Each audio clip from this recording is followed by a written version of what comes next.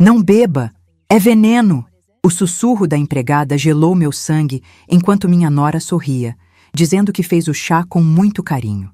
Naquele instante, percebi que a traição estava servida na minha frente. Meu nome é Marisa. Tenho 71 anos. Esta é a história de como um simples exame de laboratório fez a arrogância dela se transformar em terror puro. A xícara de porcelana tremia na minha mão. O vapor subia devagar, com aquele cheiro adocicado demais, enjoativo, que não parecia chá de erva cidreira de jeito nenhum. Senti o coração disparar dentro do peito. A voz de Carmen, minha empregada há 15 anos, ainda ecoava no meu ouvido. Ela tinha passado por mim na cozinha segundos antes, fingindo arrumar as toalhas do armário, e sussurrou tão baixo que quase pensei ter imaginado. Não beba, é veneno. Levantei os olhos. Do outro lado da mesa de jantar, Patrícia me observava com aquele sorriso perfeito demais, os dentes brancos reluzindo, as unhas em gel batucando de leve na madeira encerada. Ela usava um vestido creme de linho, daqueles caros, e o cabelo loiro estava impecável, cada fio no lugar. O perfume dela, uma fragrância francesa que custava mais de R$1.000 o frasco, dominava a sala de jantar. Um cheiro pesado, doce demais, que grudava na garganta. Vamos, sogra, tome enquanto está quente. Fiz com tanto carinho especialmente para a senhora. A voz dela escorria como mel envenenado. Meu filho Rafael estava sentado ao lado dela, mexendo no celular, alheio a tudo. 38 anos, formado em administração com o meu dinheiro, casado há 5 anos com aquela mulher que agora, aparentemente, queria me matar. Engoli a seco. Que atenciosa você, Patrícia! Forcei um sorriso e deixei a xícara na mesa. Devagar. Mas sabe que tenho refluxo. Chá antes de dormir me faz mal. O sorriso dela congelou por uma fração de segundo. Só uma fração. Mas eu vi. Vi a contrariedade passar pelos olhos castanhos dela. Aquele brilho de raiva contida. Ah, mas esse é especial, sogra. Tem camomila, erva doce. Vai ajudar a senhora a relaxar. A senhora anda tão tensa ultimamente? Tensa. Eu, a mulher que construiu um patrimônio de R$2.400.000 sozinha. A mulher que trabalhou 16 horas por dia durante 30 anos para erguer 2 farmácias que hoje valem uma fortuna. A mulher que criou um filho sozinha depois que o marido morreu num acidente de carro quando Rafael tinha apenas 7 anos. Tensa. Estou ótima, querida, mas obrigada pela preocupação. Patrícia se inclinou para a frente. O decote do vestido deixou à mostra um colar de ouro branco com diamantes que eu dei a ela no último Natal. R$4.500. Dinheiro jogado fora. A senhora precisa cuidar da saúde. Afinal, já tem uma idade. 71 anos não é pouca coisa. Ela falou 71 anos, como quem diz, um pé na cova. Senti o sangue subir para o rosto. As mãos calejadas de tanto trabalho se fecharam em punhos debaixo da mesa. Respirei fundo. Não ia dar o gostinho de me ver perder a compostura. Idade eu tenho, mas saúde também. Faço academia 3 vezes por semana, caminho todo dia, não fumo, não bebo. Provavelmente vou enterrar muita gente mais nova que eu. O rosto dela ficou vermelho. Rafael finalmente levantou os olhos do celular. Mãe, que jeito é esse de falar? Jeito sincero, filho. Coisa que parece estar faltando nesta casa. Patrícia se levantou da cadeira com um movimento brusco. A cadeira raspou no piso de madeira com um som agudo que me arrepiou. Eu não acredito. Eu faço um chá com carinho para minha sogra e sou destratada desse jeito. Rafael, você vai deixar sua mãe me humilhar assim na minha própria casa? Na minha própria casa. Essas palavras me acertaram como um soco no estômago. Sua casa? Minha voz saiu baixa, perigosamente baixa. Sua casa, Patrícia? Nossa casa, ora. Ela jogou a cabeça para trás, prepotente. Rafael e eu moramos aqui. Cuidamos desta casa. Pagamos as contas. Eu ri. Um riso seco, sem graça nenhuma. Pagam as contas? Com que dinheiro? Com a mesada de R$30.000 por mês que eu transfiro para a conta do meu filho? Com o cartão de crédito adicional que está no meu nome e que você estoura todo mês em roupas de grife e restaurantes caros? Mãe! Rafael se levantou furioso. Chega! Não, filho, não chega, porque eu estou cansada de engolir desaforo.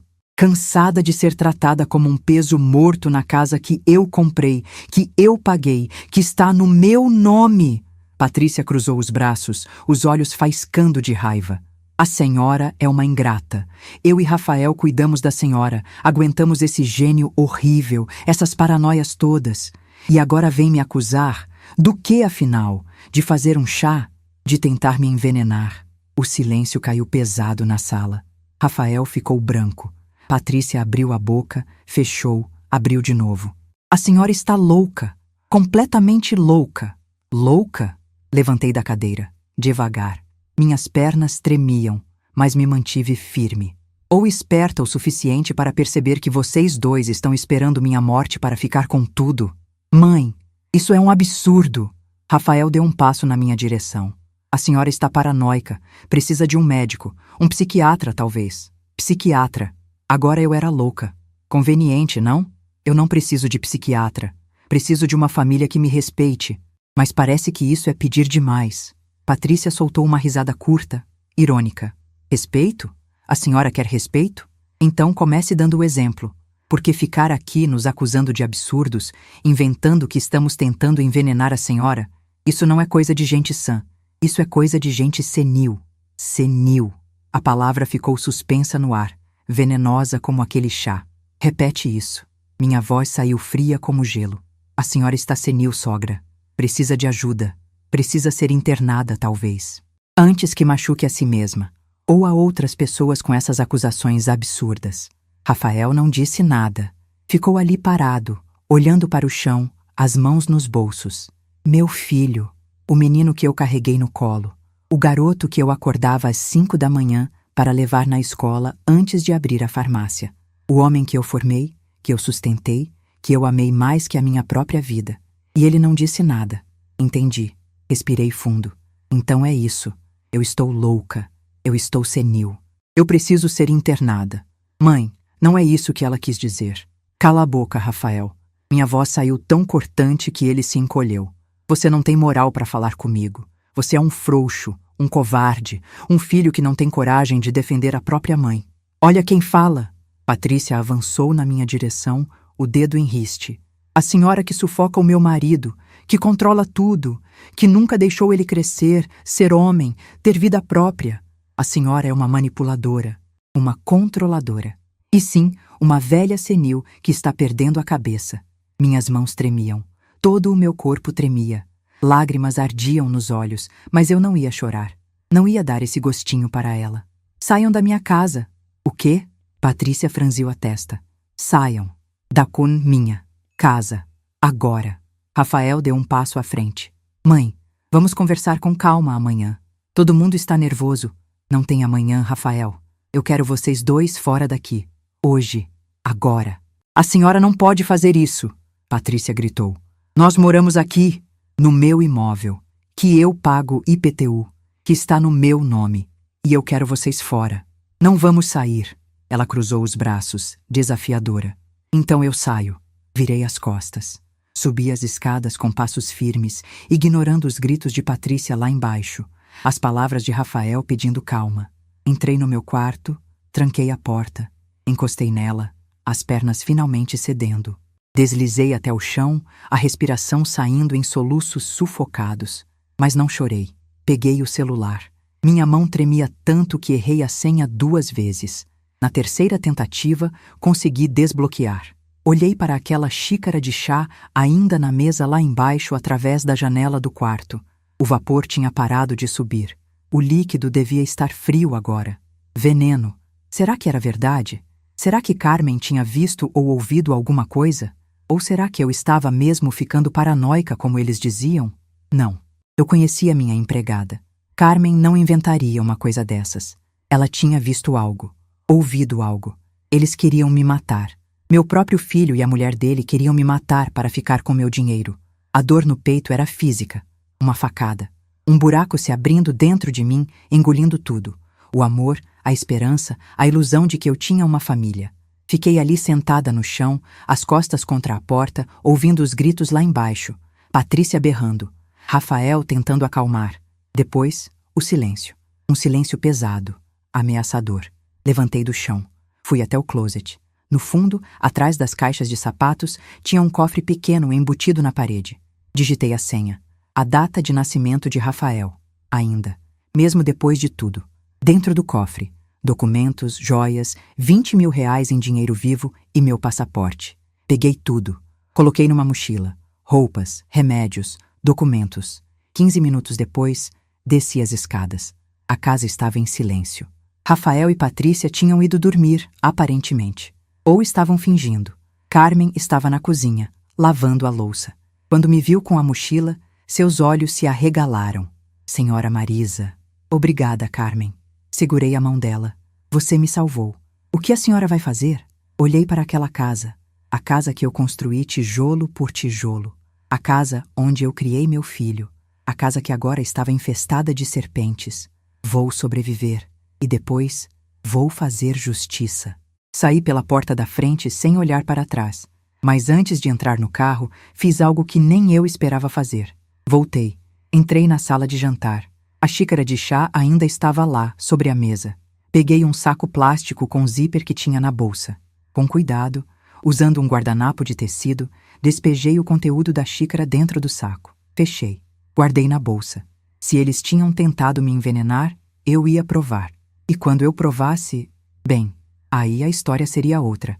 Saí de novo. Dessa vez, para valer. Entrei no carro. Liguei o motor. Olhei para aquela casa pela última vez através do espelho retrovisor. E sorri. Um sorriso gelado, porque eles não faziam ideia do que estava por vir. Dirigi por 2 horas na madrugada. Sem destino. Apenas dirigindo, as mãos apertadas no volante, os olhos ardendo de tanto segurar o choro. As ruas de São Paulo estavam vazias àquela hora, 3:30 da manhã. Apenas alguns caminhões de entrega e táxis passando. As luzes dos postes faziam sombras compridas no asfalto molhado da garoa fina que começava a cair. Parei num hotel na Avenida Paulista. Um hotel discreto, limpo, nada luxuoso. Não queria ser encontrada. Paguei em dinheiro. 3 diárias adiantadas. R$ 1.200. O quarto cheirava a desinfetante e roupa de cama lavada. Pequeno, funcional. Uma cama de casal com lençóis brancos, um armário, uma televisão antiga pendurada na parede. A janela dava para um poço de ventilação. Nem vista tinha. Sentei na cama. Ainda estava com a bolsa pendurada no ombro, a mochila aos pés. Não tinha forças para abrir. Não tinha forças para nada. Olhei para o celular. 23 ligações perdidas. 15 de Rafael, 8 de Patrícia. Nenhuma mensagem. Nenhum, desculpa mãe. Nenhum, vamos conversar. Apenas ligações. Provavelmente querendo saber onde eu estava. Quanto dinheiro eu tinha levado, se eu tinha ido para a polícia. Desliguei o celular. O silêncio do quarto era ensurdecedor. Pela primeira vez em 71 anos, eu estava completamente sozinha. Sem família, sem casa, sem nada além de uma mochila com roupas e 20 mil reais em dinheiro. E uma amostra de chá possivelmente envenenado num saco plástico. Foi aí que caí. Não fisicamente, mas por dentro. Desmoronei. As lágrimas vieram de uma vez, quentes, grossas, saindo em soluços que sacudiam meu corpo todo. Chorei como não chorava desde o dia em que meu marido morreu, 31 anos atrás. Chorei pela traição, pela solidão, pelo filho que eu perdi, não para a morte, mas para a ganância. Chorei até não ter mais lágrimas. Quando o sol nasceu, eu ainda estava sentada na cama, olhando para a parede branca e vazia, os olhos inchados, a garganta doendo. Quem era eu agora? Não era mais mãe. Meu filho tinha me abandonado. Não era mais dona de casa. Tinha deixado minha casa para trás. Não era mais nada. Apenas uma mulher velha, sozinha, num quarto de hotel, invisível. Passaram-se 3 dias. 3 dias em que eu mal saí do quarto. Pedia comida por delivery, sanduíches, sopa, comida que mal tinha gosto. Eu comia mecanicamente, sem fome, apenas para não morrer, porque parte de mim queria morrer. Parte de mim pensava, para que continuar? Para que lutar? Meu filho não me ama, minha nora quer me matar. Eu não tenho mais nada, mas tinha raiva, e foi a raiva que me salvou. No 3º dia, acordei diferente. Não sei explicar. Acordei e olhei para o espelho do banheiro. Vi aquele rosto inchado, os olhos vermelhos, os cabelos desgrenhados, e pensei, não, Não vou deixar eles vencerem. Não vou deixar eles me destruírem. Não vou morrer como uma vítima. Tomei um banho longo, quente, até a pele ficar vermelha. Lavei os cabelos, passei creme, sequei, penteei, coloquei uma roupa limpa, uma calça jeans, uma blusa branca simples, um sapato confortável. Olhei para o espelho de novo e não reconheci a mulher que vi. Era eu. Mas era uma versão de mim que eu não via há muito tempo. Uma mulher forte. Uma mulher que já tinha enfrentado a viuvez aos 40 anos. Que tinha criado um filho sozinha. Que tinha construído um negócio do zero. Uma mulher que não desistia. Peguei o saco plástico com a amostra do chá. Olhei para ele. Aquele líquido amarelado, já frio, já quase sem cheiro. Se tinha veneno ali dentro, eu ia descobrir. E se tinha, eu ia fazer aqueles dois pagarem. Liguei o celular. As notificações explodiram. 52 ligações perdidas agora. 27 mensagens. Abri as mensagens. Rafael. Mãe, onde a senhora está? Rafael. Preciso falar com a senhora. Rafael. Por favor, me liga. Patrícia. Sogra. Precisamos conversar. Patrícia. A senhora sumiu com dinheiro? Patrícia. Vamos resolver isso como adultos. Deletei todas, mas não deletei o número de Carmen. Mandei uma mensagem para ela. Está tudo bem?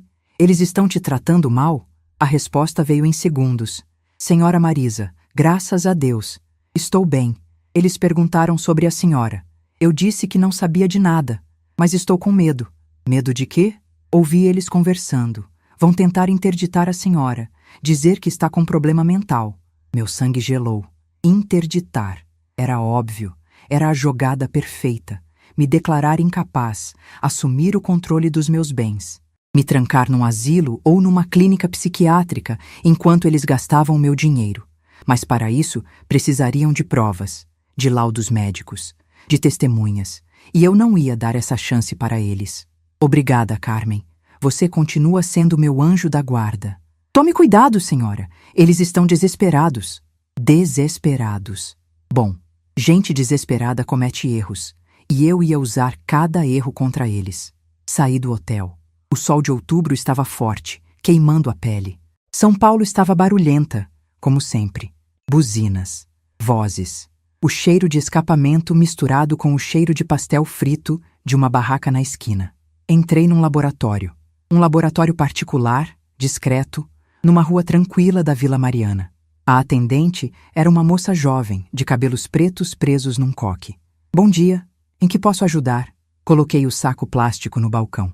Preciso de um exame toxicológico completo dessa amostra. Ela olhou para o saco, depois para mim, as sobrancelhas franzidas. A senhora precisa de um pedido médico para... Quanto custa sem pedido médico? Bem, depende da complexidade. Um screening básico para as substâncias mais comuns sai por volta de R$ 1.500. Se quiser uma análise completa, com metais pesados, venenos raros, pode chegar a R$ 4.000. Quero a análise completa. Quanto tempo demora? 7 dias úteis. Pago o dobro se ficar pronto em 3 dias. Ela piscou surpresa. Eu preciso falar com o supervisor. Fale. Ela desapareceu numa porta ao fundo. Voltou 5 minutos depois com um homem de jaleco branco, 50 e poucos anos, óculos de armação grossa. A senhora quer uma análise toxicológica urgente? Sim. Posso perguntar por quê? Olhei nos olhos dele. Direto. Firme. Porque acredito que tentaram me envenenar e preciso de provas. Ele ficou em silêncio por alguns segundos. Depois assentiu, devagar. Vou precisar de R$ 6.000. Metade agora, metade quando entregar o resultado. Aceita em dinheiro? Aceito. Abri a bolsa. Contei R$ 3.000. Notas de 100. Coloquei no balcão. O resultado pode ser enviado por e-mail? Pode. Vou precisar de uma assinatura e um documento de identificação. Assinei. Mostrei meu RG. Ele fotografou o documento e o saco plástico com a amostra. Em 3 dias a senhora tem o resultado. Obrigada. Saí do laboratório com as pernas bambas. Tinha acabado de gastar R$ 3.000 numa aposta. Se o chá estivesse limpo, eu era apenas uma velha paranoica. Se estivesse envenenado, bem, aí a história mudava completamente. Os 3 dias seguintes foram os mais longos da minha vida. Aluguei um apartamento pequeno, mobiliado num bairro discreto. R$ 2.500 por mês. Paguei 3 meses adiantados. R$ 7.500. Estava ficando sem dinheiro. Dos 20.000, sobravam apenas 9.500. Mas não ia tocar na minha conta bancária. Não ainda, porque assim que eu movimentasse qualquer coisa, Rafael e Patrícia iam saber onde eu estava. Comprei um chip novo, um celular pré-pago barato. Só Carmen tinha o número. Durante aqueles 3 dias, fiz algo que não fazia há anos. Cuidei de mim mesma. Acordava cedo, fazia caminhada no parque, tomava café da manhã numa padaria na esquina, pão francês com manteiga, café com leite, simples, gostoso. Depois, voltava para o apartamento e fazia faxina. Limpava cada canto, organizava, botava música, samba, bossa nova. As músicas que eu gostava e que Rafael reclamava que eram velhas demais. À tarde, lia. Romances que tinha comprado num sebo, histórias de mulheres fortes, mulheres que não desistiam. À noite, cozinhava. Para mim, apenas para mim. Macarrão alho e óleo, risoto de fungo, bife acebolado, comidas que eu gostava e que Patrícia torcia o nariz dizendo que eram gordurosas demais. E descobri algo incrível. Eu estava bem. Sozinha, sim, mas bem. Não tinha ninguém me criticando, ninguém me controlando, ninguém me fazendo sentir como um peso morto. Pela primeira vez em 5 anos, desde que Patrícia entrou na minha vida, eu estava em paz. No 3º dia, o e-mail chegou. Eram 8 horas da noite. Eu estava terminando de jantar quando o celular vibrou. Assunto: resultado, análise toxicológica. Amostra 847-B. Meu coração quase saiu pela boca. Abri o e-mail com as mãos tremendo. Havia um PDF anexado. Cliquei e li. Li cada palavra, cada linha, cada detalhe técnico. Quando terminei, fechei os olhos e sorri. Um sorriso gelado, perigoso, porque o chá estava envenenado. Digitalis purpurea, dedaleira, uma planta cardiotóxica que causa arritmia, náusea, confusão mental, em doses altas, morte por parada cardíaca. A concentração encontrada na amostra, suficiente para matar uma pessoa idosa em questão de horas. Eles tinham mesmo tentado me matar. Meu próprio filho e a mulher dele tinham planejado meu assassinato. A dor no peito voltou, mas dessa vez não era só dor, era fúria. Peguei o celular, liguei para Carmen. Alô? Sou eu. Preciso de você. O que aconteceu, senhora Marisa? O chá estava envenenado. Tenho as provas. Silêncio do outro lado. Depois, um suspiro trêmulo. Eu sabia que tinha algo errado. Você viu alguma coisa? Ouviu alguma coisa? Vi ela comprando as plantas, num mercado de produtos naturais. Disse que era para fazer chá calmante para a senhora.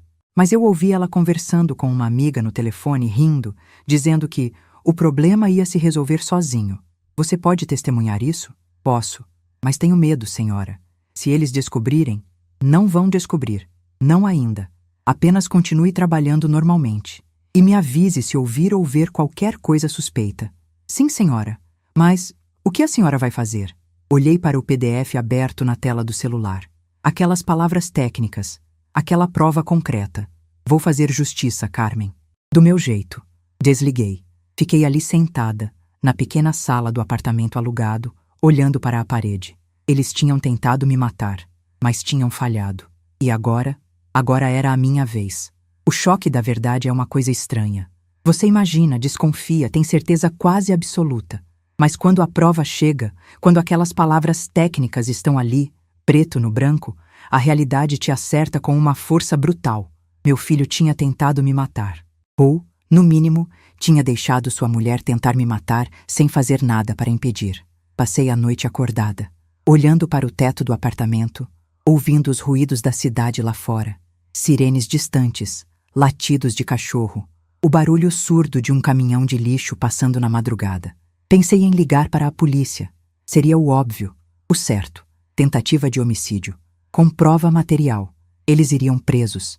Mas algo me segurava. Não era amor. Não mais. Era curiosidade. Curiosidade de saber até onde eles iriam. Quão fundo era a podridão. Porque se eles tinham tentado me envenenar, o que mais tinham feito? Que outras coisas eles tinham aprontado quando eu estava ali, cega, confiando neles? Precisava saber. Precisava entender a extensão da traição antes de agir. Na manhã seguinte, liguei para meu advogado. Dr. Henrique Castelo Branco, 63 anos. Meu advogado há 20 anos. Um homem sério, competente, que tinha cuidado de todos os meus contratos, das minhas empresas, da compra das minhas propriedades. Marisa? A voz dele soou surpresa. Onde você está? Seu filho me ligou procurando por você. Disse que você sumiu de casa, que está agindo de forma estranha. Dr. Henrique, preciso de você, mas preciso que essa conversa fique entre nós. Ninguém pode saber, nem meu filho. Houve uma pausa. O que está acontecendo? Não posso falar por telefone. Podemos nos encontrar? Claro. Meu escritório, às 3 da tarde? Não. Um lugar público, neutro. A cafeteria ao lado do meu escritório? Perfeito. Às 3 em ponto, eu estava sentada numa mesa de canto da cafeteria. Pequena, aconchegante, com cheiro de café fresco e pão de queijo. Poucas pessoas. Discreto. Dr. Henrique chegou pontualmente. Terno cinza, pasta de couro, os óculos de grau na ponta do nariz. Sentou-se na minha frente, preocupado. Marisa, você está bem? Seu filho disse que você estava tendo delírios, falando que tentaram envenenar você. Não eram delírios. Coloquei o envelope na mesa.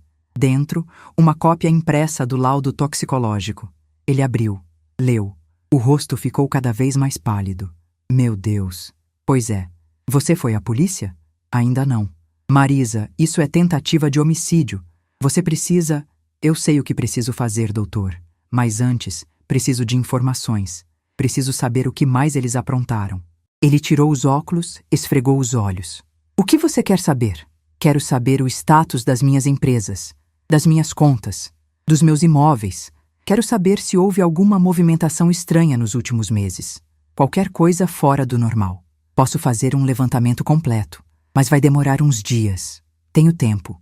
E quanto ao seu filho? Ele está me ligando todo dia. Quer saber onde você está. Disse que está preocupado com sua saúde mental. Aposto que está. Meu tom saiu amargo. Ele quer me internar, doutor. Me declarar incapaz para assumir o controle dos meus bens. Mas para isso ele precisaria de laudos médicos, de provas de incapacidade. E ele vai tentar conseguir essas provas. Falsas, provavelmente. Por isso preciso agir rápido. Preciso descobrir tudo antes que ele me ataque legalmente. Dr. Henrique assentiu, devagar. Vou começar hoje mesmo. Mas Marisa, tenha cuidado. Se eles tentaram te matar uma vez, eu sei. Por isso estou escondida. Saímos da cafeteria separadamente. Ele primeiro, depois eu, 10 minutos depois. Enquanto caminhava de volta para o apartamento, senti olhos nas minhas costas. Virei de repente. Nada. Apenas pessoas normais caminhando. Um casal com um carrinho de bebê. Um homem de terno falando ao celular. Uma mulher com sacolas de compras. Será que estava paranoica? Ou será que eles estavam mesmo me seguindo? 2 dias depois, Dr. Henrique me ligou. Marisa, precisamos conversar.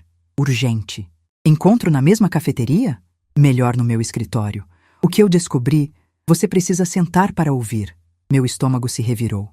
O escritório dele ficava num prédio comercial na região da Avenida Paulista. 9º andar.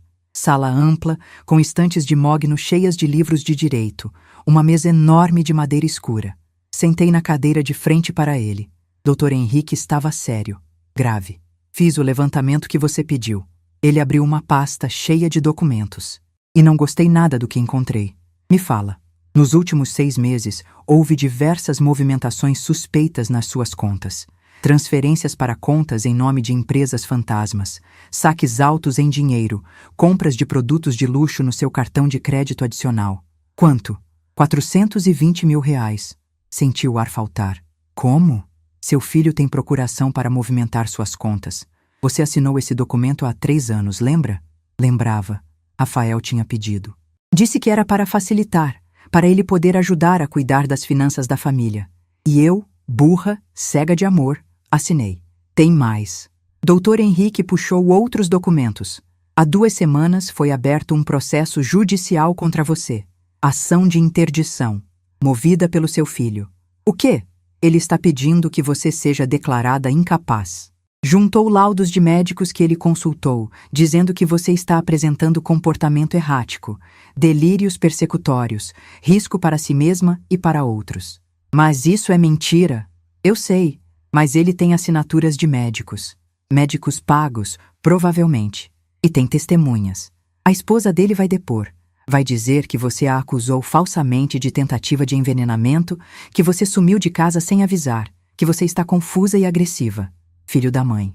Tem mais. Eu não queria ouvir mais. Mas precisava. Seu filho tentou vender uma das suas farmácias. Forjou sua assinatura num contrato. O comprador desistiu porque quis confirmar com você e não conseguiu te encontrar.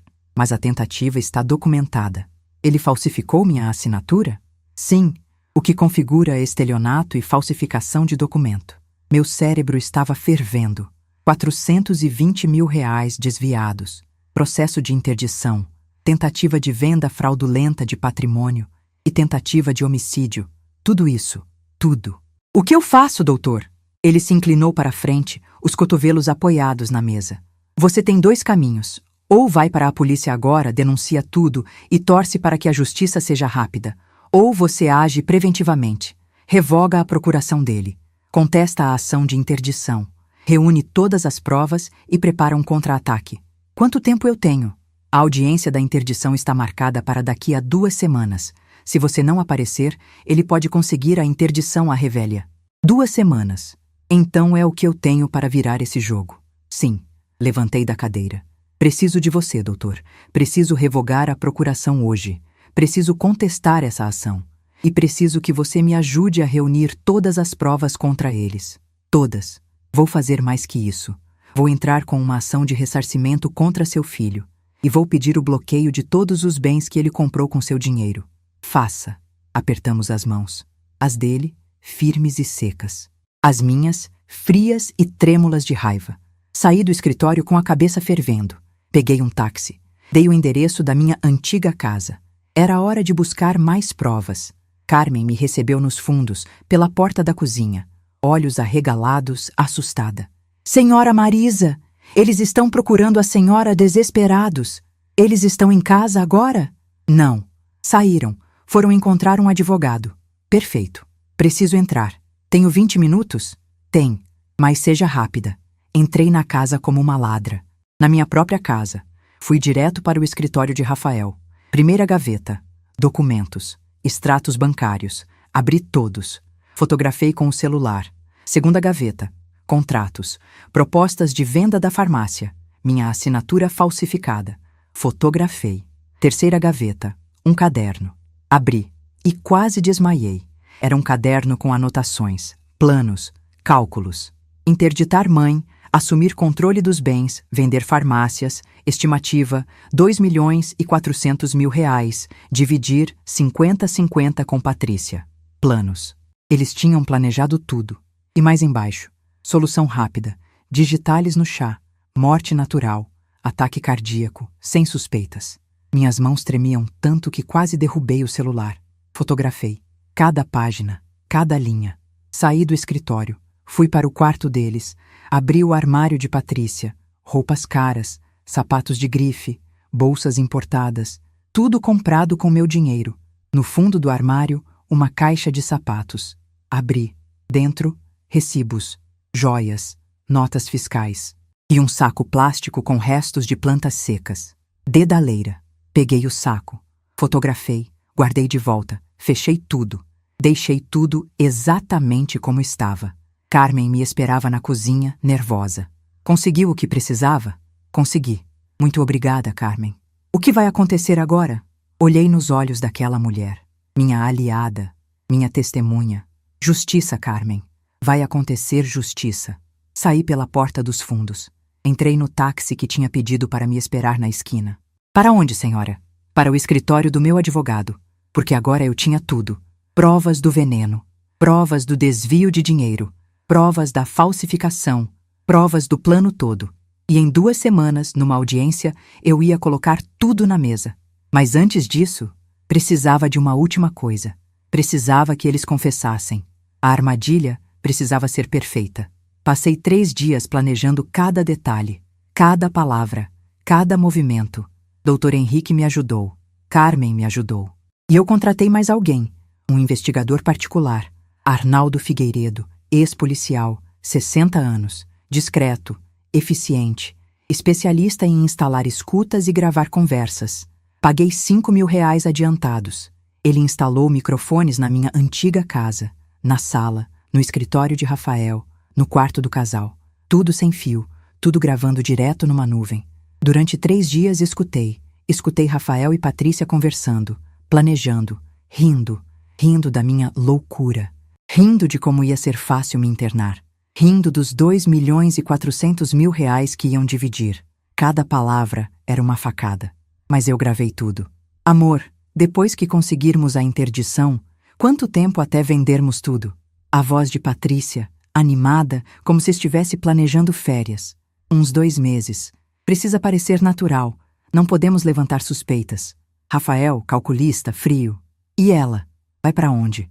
Tem aquela clínica em Cotia, cara, mais discreta, uns 8.000 por mês. Ela vai ficar dopada, quietinha, sem incomodar ninguém. 8.000 por mês, como se eu fosse um cachorro velho sendo mandado para um canil. E se ela falar? Se contar para alguém sobre o chá? Quem vai acreditar numa velha senil? Ainda mais depois dos laudos médicos que conseguimos. Ela está oficialmente louca, amor. Risos. Os 2 rindo. Eu desliguei a gravação. Respirei fundo. Contei até 10. Agora tinha tudo. Provas documentais, provas materiais, provas em áudio. Faltava a confissão ao vivo. Na minha frente, com câmeras gravando. Na quinta-feira, 10 dias antes da audiência, comecei a preparar o cenário. Chamei uma empresa de segurança. Pedi câmeras minúsculas, do tipo que se usa em investigações corporativas. 4 câmeras, R$ 15.000. O técnico era um rapaz jovem, tatuado, cabelo raspado. A senhora quer instalar onde? Na minha casa, sala de estar. Preciso que fiquem completamente invisíveis. Ele coçou a barba. Posso fazer. Mas preciso saber, isso é legal? Porque se for para flagrar traição conjugal ou algo assim, é para me proteger de pessoas que querem me fazer mal. Ele olhou nos meus olhos. Assentiu. Entendi. Vou fazer o melhor trabalho da minha vida. E fez. As câmeras ficaram escondidas em objetos decorativos. Um vaso, um porta-retratos, um relógio de parede. Invisíveis, perfeitas. Tudo conectado a um servidor em nuvem. Gravação automática, com detecção de movimento e voz. Pronto, senhora. Qualquer coisa que acontecer naquela sala vai estar gravado. Vídeo e áudio em alta definição. Perfeito. Paguei os 15.000. Em dinheiro. Meus recursos estavam acabando, mas não importava. Aquilo era um investimento. Um investimento na minha vingança. Na sexta-feira, uma semana antes da audiência, mandei a mensagem para Rafael. Usei meu celular antigo, o que ele conhecia. Filho, preciso conversar com você e Patrícia. Pode ser amanhã, às 5 da tarde na casa? Assunto importante. Sobre meus bens, sobre o futuro. Preciso resolver isso antes da audiência. Mãe. A resposta veio em 90 segundos. Mãe, graças a Deus, estávamos tão preocupados. Sim, estaremos aqui às 5 em ponto. Podemos resolver tudo. Te amo muito, mãe. Te amo muito. 3 palavras que antes me derretiam. Agora me davam ânsia de vômito. Respondi. Eu também, filho. Até amanhã. Menti. Não o amava mais. Mas eles precisavam acreditar que eu estava fragilizada. Que eu ia me entregar. Que eu ia assinar o que eles quisessem. Sábado, 4 da tarde. Passei a manhã toda me preparando. Não fisicamente. Mentalmente. Tomei banho. Vesti uma roupa simples. Calça de linho bege, blusa branca de botão, sapato baixo confortável. Prendi o cabelo num coque, sem maquiagem. Queria parecer cansada, derrotada, mas por dentro eu era pura adrenalina, pura determinação. Carmen me abraçou antes de eu sair. Vai dar tudo certo, senhora Marisa. A senhora é forte. Eu sei. E dessa vez eles vão saber também. Cheguei na casa às 4h45. 15 minutos de antecedência. A casa estava impecável. Patrícia tinha mandado limpar tudo. Queria impressionar. Queria que eu visse como eles cuidavam bem do meu patrimônio. Entrei pela porta da frente. Usei minha chave, porque eu ainda era a dona. O cheiro de perfume caro tomava conta da sala. Patrícia tinha caprichado. Além do perfume dela, tinha velas aromáticas acesas. Cheiro de lavanda francesa. R$ 100 cada vela. 3 velas. R$ 300 em velas. Meu dinheiro queimando literalmente. Rafael apareceu na sala. Estava de calça social e camisa branca. Sem gravata, os 2 primeiros botões abertos. Cabelo penteado com gel. Sorriso gigante no rosto. Mãe! Ele abriu os braços, como se fôssemos nos abraçar. Fiquei parada. O sorriso dele vacilou. Mãe, está tudo bem? Estou cansada, Rafael. Muito cansada. Podemos sentar? Claro, claro. Ele indicou o sofá. O mesmo onde tudo tinha começado. Sentei. Coloquei a bolsa ao meu lado. Dentro da bolsa, meu celular gravando áudio como backup. Patrícia desceu as escadas 2 minutos depois. Vestido de seda rosa claro, salto fino dourado, cabelos soltos em ondas perfeitas. Maquiagem impecável. Brincos de pérola. Pérolas verdadeiras. 12 mil reais. Presente de Natal que eu dei. Mais dinheiro jogado fora. Sogra! Ela veio até mim com os braços abertos. Dessa vez, deixei que ela me abraçasse. Um abraço rápido, frio. Ela sentou ao lado de Rafael, no sofá da frente. Os 2 de mãos dadas. O casal perfeito. Unidos contra mim. Então, mãe. Rafael se inclinou para a frente, os cotovelos nos joelhos. Ficamos muito felizes com sua mensagem. Significa que a senhora está pronta para conversar, para resolver tudo de forma civilizada. Civilizada. Repeti a palavra devagar. É uma palavra interessante, filho. Sim, exatamente. Porque nós te amamos, mãe. E só queremos o melhor para a senhora. Patrícia apertou a mão de Rafael, reforçando. É verdade, sogra.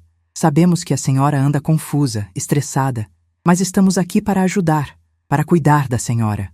Cuidar, como se cuida de alguém que vai morrer. Entendo. Respirei fundo. Vocês querem cuidar de mim. Sim, Rafael sorriu, animado. Inclusive, conversamos com aquele médico excelente, o Dr. Vanderlei.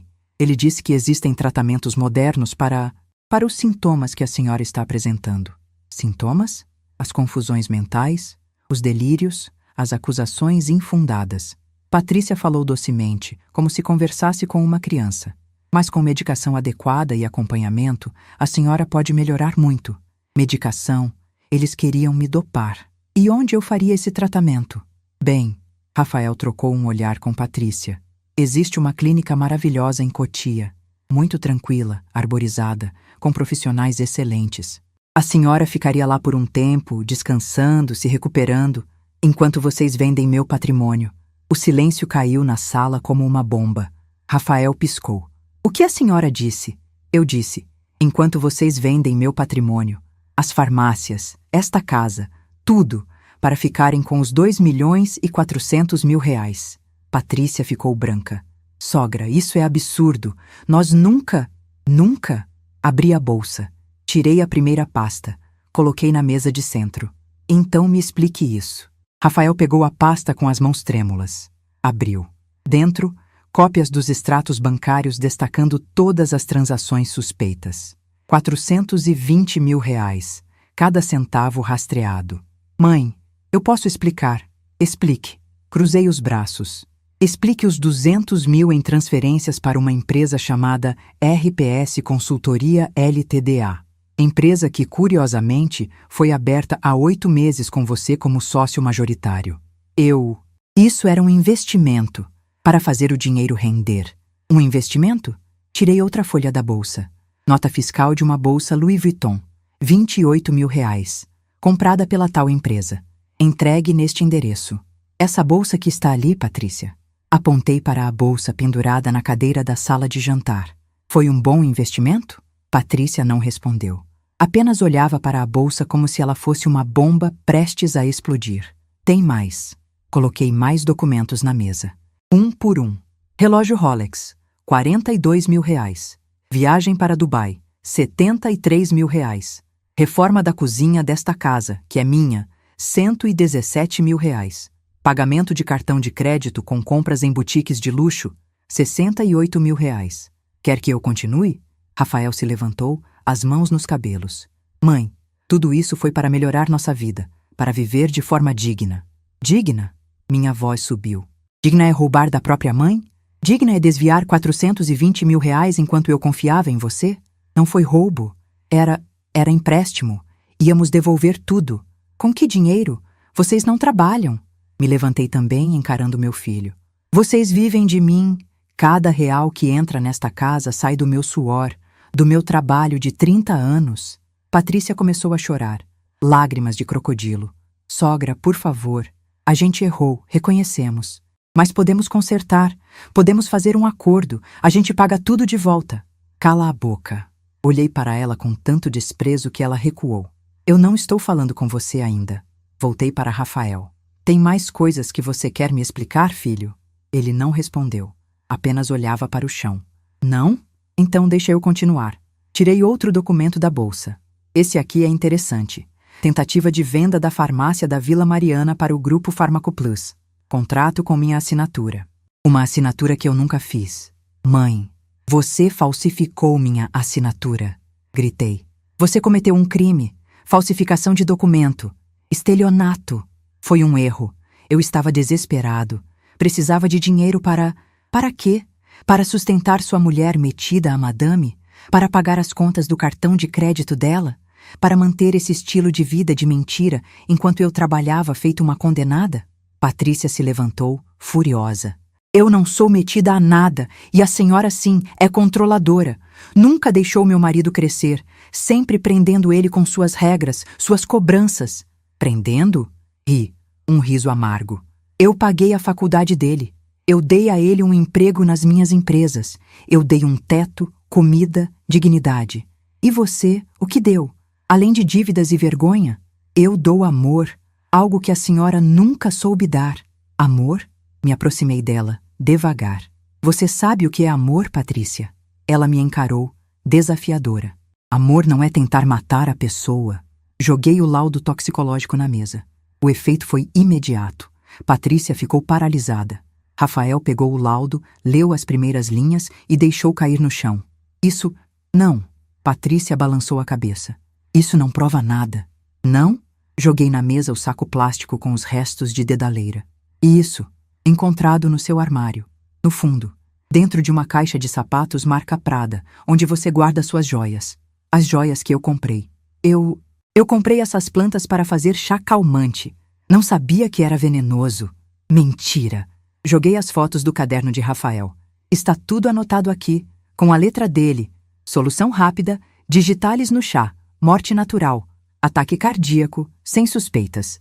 Rafael caiu sentado no sofá, o rosto entre as mãos. Patrícia olhou para ele, depois para mim, depois para os documentos espalhados na mesa. Foi só uma ideia. Nós nunca íamos fazer isso de verdade. Não? Então por que você preparou o chá? Porque você veio até mim com aquele sorriso falso e me ofereceu a xícara? Se Carmen não tivesse me avisado, eu estaria morta agora. Não. Eu não ia deixar a senhora beber. Era só para assustar, para fazer a senhora perceber que precisava de ajuda. Para me assustar? Minha voz ecoou na sala. Você botou veneno numa xícara e veio me oferecer, e quer que eu acredite que era só para assustar? Ela começou a chorar de verdade agora. Soluços altos, desesperados. Rafael levantou a cabeça, os olhos vermelhos, inchados. Mãe, eu sinto muito. Eu nunca quis que chegasse a esse ponto. Você o quê, Rafael? Você se arrependeu? Você teve um momento de consciência? Eu errei muito, mas foi tudo culpa dela, apontou para Patrícia. Ela que teve a ideia! Ela que comprou as plantas! Ela que fez o chá! Patrícia ficou de boca aberta. Seu mentiroso! Ela avançou nele furiosa. Você quem fez as contas, você quem planejou tudo, você quem disse que seria fácil, que ninguém suspeitaria. Por que você me pressionou, dizendo que eu era um frouxo, que eu nunca ia ser homem de verdade se continuasse dependendo da minha mãe? Eu te pressionei? Você quis tanto quanto eu. Você estava louco para colocar as mãos no dinheiro dela. E ali, na minha frente, eles começaram a se destruir. As acusações voando, os gritos ecoando, as verdades sendo cuspidas como veneno. Eu apenas observava, calma, fria como gelo, porque cada palavra estava sendo gravada, em áudio, em vídeo, em 4 ângulos diferentes. Quando eles finalmente se acalmaram, exaustos de tanto gritar, me virei e peguei minha bolsa. Acabou. Rafael me olhou, os olhos suplicantes, vermelhos de tanto chorar. Mãe, por favor, a gente pode resolver isso. A gente paga tudo de volta. A gente faz terapia. A gente... Acabou, Rafael. Minha voz saiu firme, sem tremer. Sua procuração foi revogada ontem. Você não tem mais acesso às minhas contas, nem às minhas empresas, nem a nada que seja meu. O que a senhora fez? O que eu devia ter feito há muito tempo. Te tirei de tudo. Patrícia se levantou, cambaleante. A senhora não pode fazer isso. Nós moramos aqui. Essa é nossa casa. Essa é minha casa. No meu nome. Paga com o meu dinheiro. E vocês têm 48 horas para sair. Não vamos sair! Então, segunda-feira de manhã, às 8 horas, estarei numa delegacia registrando boletim de ocorrência contra vocês dois. Tentativa de homicídio qualificado, estelionato, falsificação de documento e todos os outros crimes que meu advogado encontrar para enquadrar vocês. O silêncio que caiu foi absoluto. Vocês têm 48 horas. Levem apenas roupas pessoais. Nada de joias, eletrônicos caros. Nada que foi comprado com meu dinheiro. Só as roupas. Se levarem qualquer outra coisa, vou acrescentar furto à lista de acusações. Mãe! A voz de Rafael saiu fraca, quebrada. Para onde vamos? Não é problema meu. Podem ir para a casa da mãe dela. Apontei para Patrícia. Aquela que vocês sempre evitavam porque é simples demais para o padrão de vocês. A senhora vai nos deixar na rua. Vocês iam me deixar num caixão? Eu diria que estão tendo sorte. Me virei para ir embora. Ah, e mais uma coisa. Olhei para trás, uma última vez. Rafael, sobre a audiência de interdição. Pode cancelar, porque eu vou aparecer, com meu advogado, com essas provas todas. E vou pedir não só o arquivamento do processo, mas danos morais. Vou processar vocês dois por tudo que vocês tentaram fazer comigo. A senhora não tem provas. Patrícia gritou, desesperada. Olhei para o vaso de flores no canto da sala, depois para o relógio na parede, depois para o porta-retratos na estante. Sorri. Tenho sim. Mais do que vocês imaginam. E saí. Andei até a porta. Abri. Parei no batente. Ah, Rafael, uma última coisa. Ele levantou a cabeça esperançoso. Você não é mais meu filho. Você morreu para mim no dia que colocou veneno naquela xícara. O Rafael que eu conheci, que eu criei, que eu amei, esse Rafael morreu, e eu não quero conhecer a pessoa que está no lugar dele. Mãe, não me liga, não me procura, não tenta falar comigo. Para mim, você não existe mais. E fechei a porta. Desci os degraus da entrada. Entrei no carro onde Dr. Henrique me esperava. Ele olhou para mim preocupado. Conseguiu? Mostrei o celular. A gravação de áudio ainda rodando. Parei. 47 minutos e 32 segundos. Consegui tudo. E as câmeras? Arnaldo já confirmou. Todas as 4 gravaram perfeitamente. Temos vídeo em alta definição de toda a conversa. Inclusive as confissões deles? Inclusive. Eles se entregaram completamente. Encostei a cabeça no banco do carro. Fechei os olhos. Então acabou.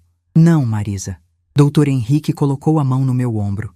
Agora começa a justiça. Segunda-feira, 7h15 da manhã. Entrei na delegacia acompanhada do Dr. Henrique, do investigador Arnaldo e de Carmen, que seria uma das testemunhas.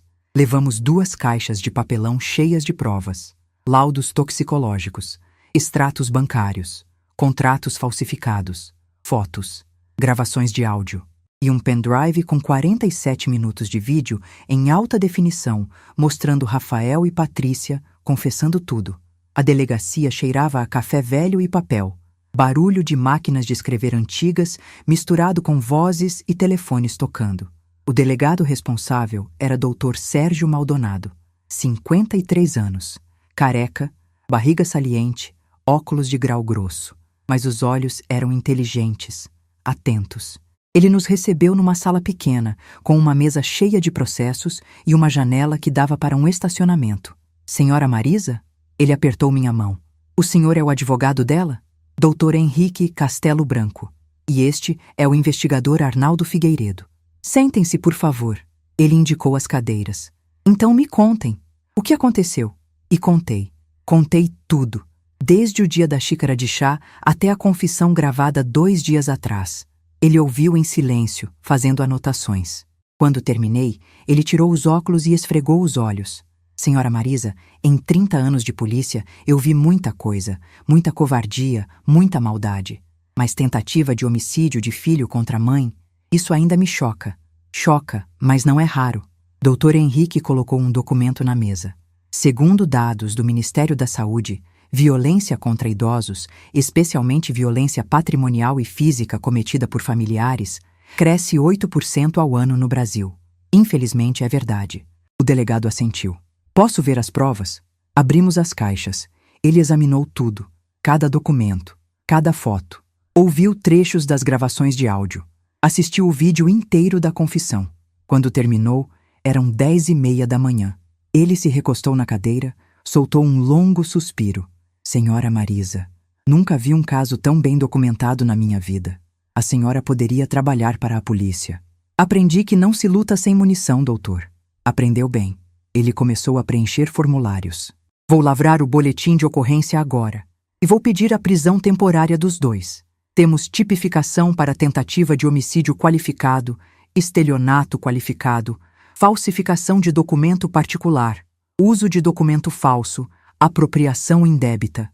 Posso chegar a uns 7 ou 8 crimes facilmente. Quanto tempo eles podem pegar?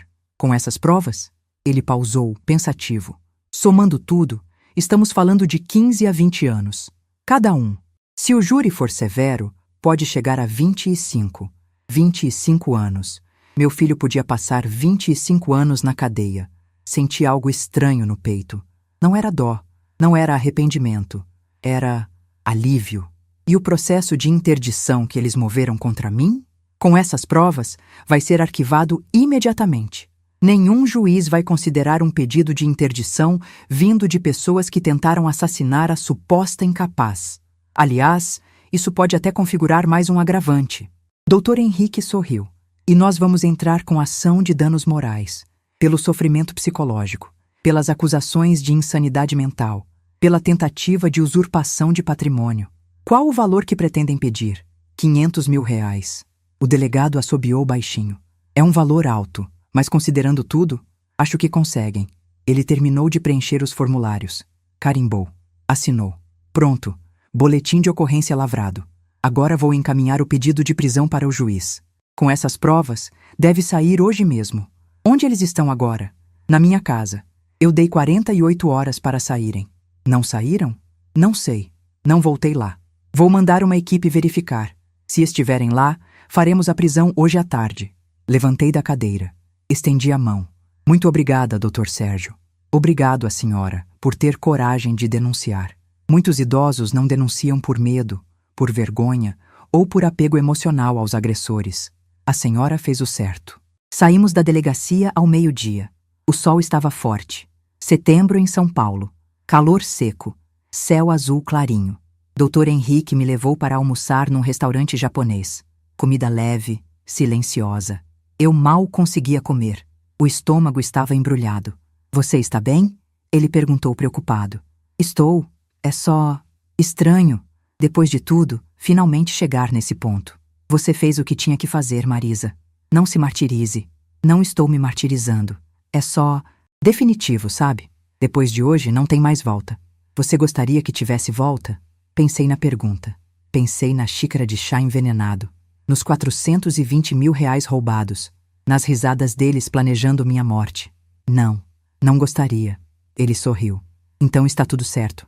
A ligação do delegado veio às 4h20 da tarde. Senhora Marisa? Sou o delegado Sérgio. A prisão foi efetuada. Meu coração disparou. Os dois? Sim, eles ainda estavam na casa da senhora. Fazendo as malas, segundo relataram os policiais. Foram presos em flagrante de esbulho possessório, já que a senhora havia dado prazo para a saída e eles não cumpriram. Como eles reagiram? A esposa chorou bastante. Gritou. Disse que era injustiça, que a senhora é que devia estar presa. Seu filho ficou calado a maior parte do tempo. Quando foi algemado, ele pediu para falar com a senhora. Os policiais disseram que não era possível. Sentiu um aperto no peito. Ele disse mais alguma coisa? Disse que... O delegado hesitou. Disse que te ama e que sente muito. Desliguei o telefone. Sentei no sofá do apartamento alugado. Olhei para a parede branca e chorei. Chorei por aquele menino de 7 anos que perdeu o pai num acidente de carro. Chorei pela viúva de 40 anos que teve que criar um filho sozinha. Chorei pelas noites que passei em claro trabalhando para dar uma vida boa para ele. Chorei pelos sonhos que eu tinha, de ver meu filho bem-sucedido, feliz, com uma família bonita. Chorei pela ilusão, pela ingenuidade, pelo amor que dei e que foi correspondido com veneno. Chorei até não ter mais lágrimas. E quando parei, lavei o rosto, tomei um copo de água e segui em frente. Porque chorar pelo passado não mudava nada. E eu tinha um futuro para construir. O julgamento aconteceu 4 meses depois. Janeiro de 2026. Verão escaldante em São Paulo. O tribunal estava cheio. Jornalistas, curiosos. O caso tinha ganhado repercussão. Filho e nora tentam matar idosa para herdar fortuna. Era manchete em todo lugar.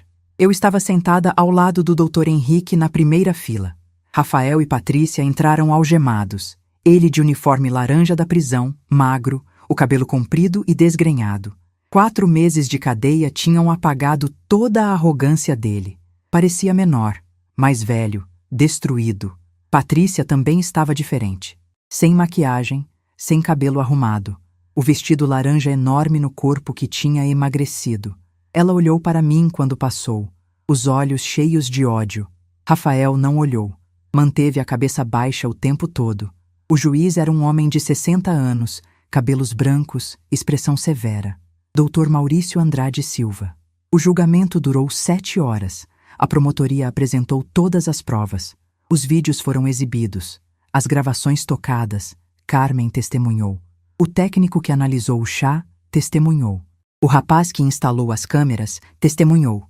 A defesa tentou argumentar que houve coação, que as gravações foram feitas sem consentimento, que as confissões foram arrancadas sob pressão emocional.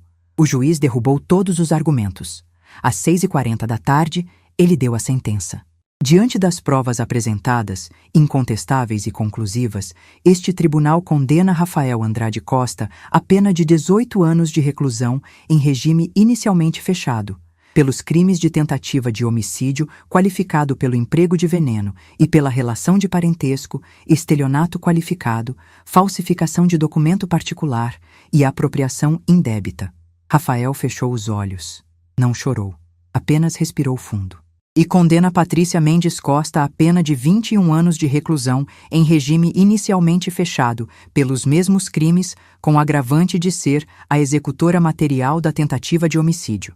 Patrícia desabou. Caiu de joelhos no chão, gritando, berrando que era injustiça. Os policiais a levantaram à força.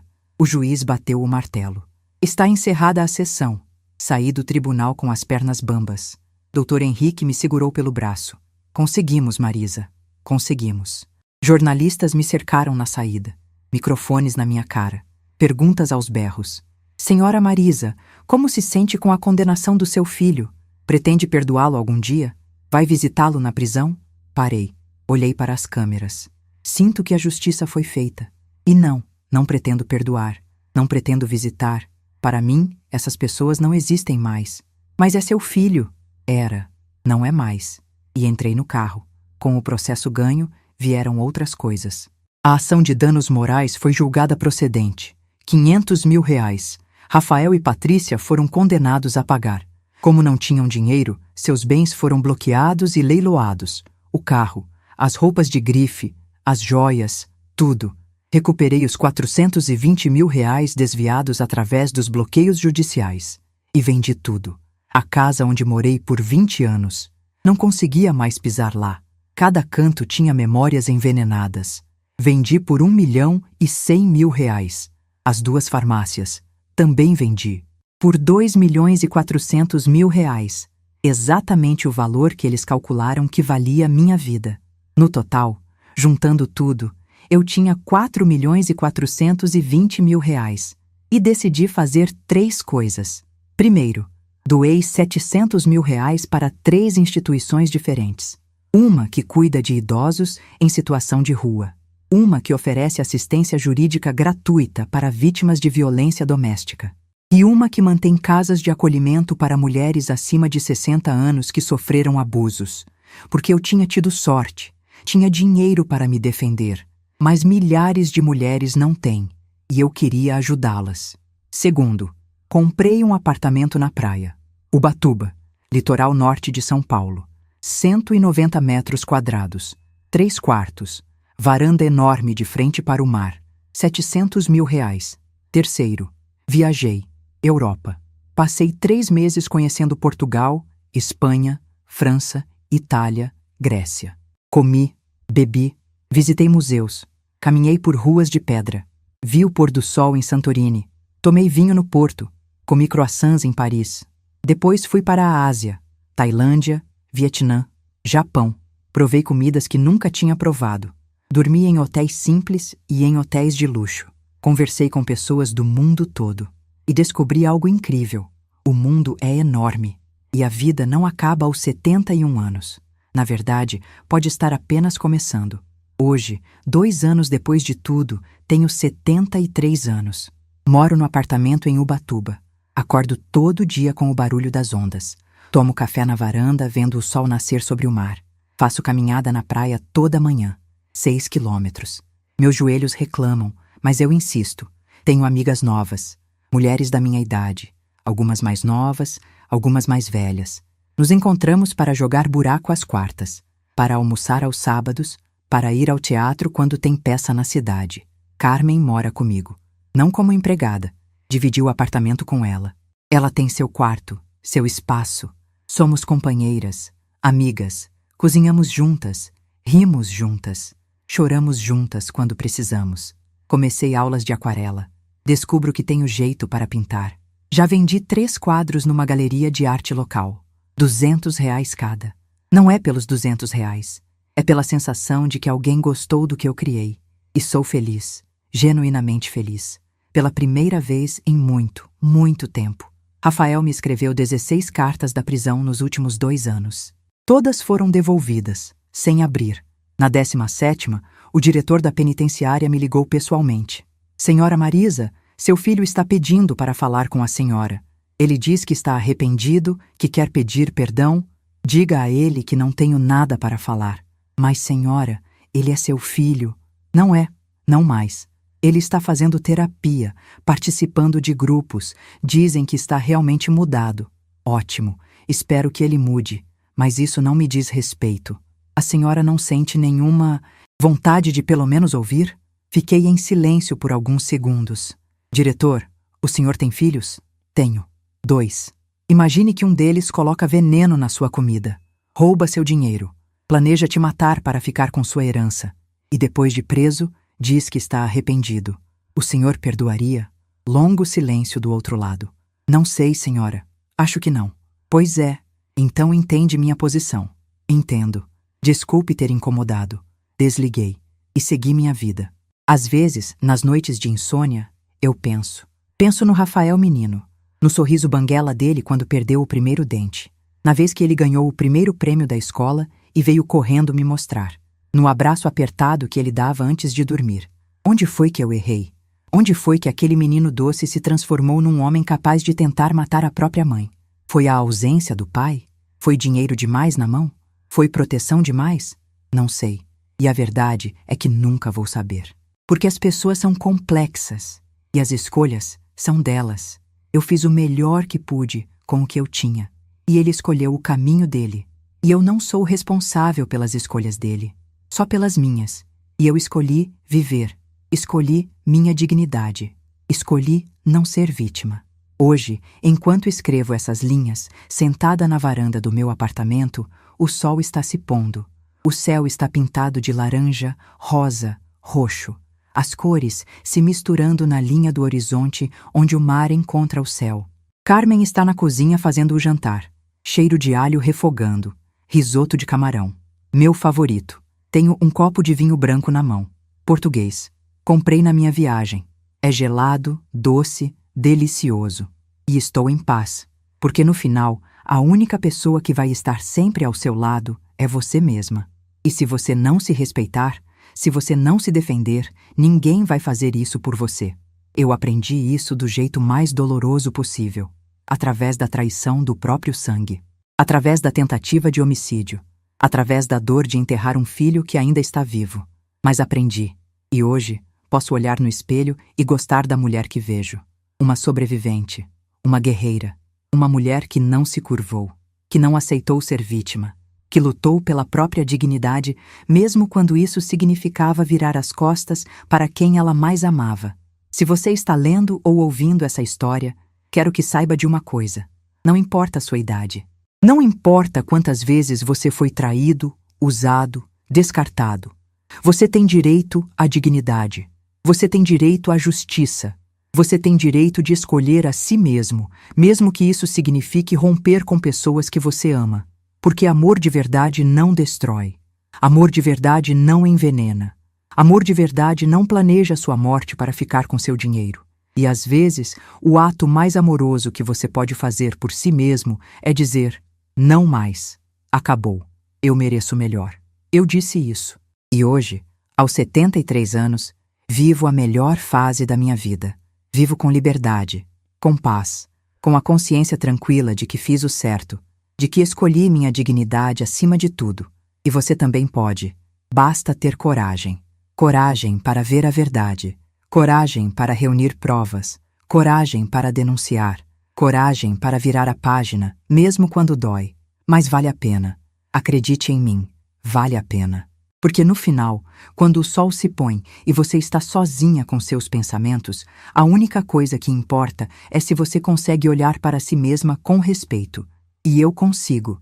Finalmente, depois de tudo, eu consigo. Se essa história tocou seu coração, se você conhece alguém que está passando por uma situação parecida, compartilhe. Se inscreva no canal. Deixe seu comentário contando o que você faria no meu lugar. E não esqueça de clicar na próxima história que já está passando na sua tela. Até a próxima. E lembre-se sempre, sua dignidade não tem preço.